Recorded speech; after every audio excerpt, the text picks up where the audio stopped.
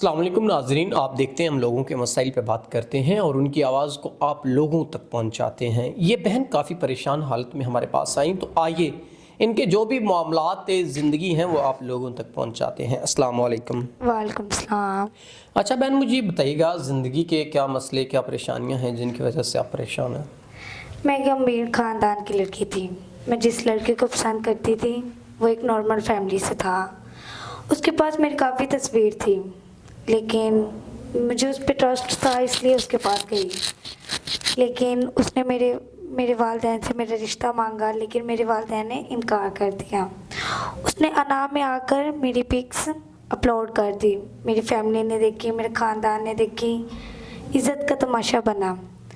اور میرے والد صاحب نے مجھے مارا، میری بےزتی کی اور مجھے گھر سے نکال دیا۔ میں در بدر رو گئی اور میں عام ٹیچر بن کر روزی رزق کمانے لگی، اور اب میں ان حالات سے تھک چکی ہوں، اور میں چاہتی ہوں کہ کوئی ایسا انسان ہو جو مجھے عزت دے، مجھے محفوظ طریقے سے اپنی بیوی مانے، اور میں اس سے شادی کرنے کے لیے تیار ہوں۔ ناظرین، بہن نے تمام تر جو حقائق، جو اس کی زندگی کے مسئلے مسائل تھے آپ لوگوں کو بتا دیے، تو امید کرتے ہیں کوئی اچھا انسان جو ان کے معاملات زندگی کو بہتر طریقے سے حل کر سکتا ہے تو وہ ان کے ساتھ نکاح کرے تاکہ ان کی تمام تر پریشانیاں حل ہو سکیں۔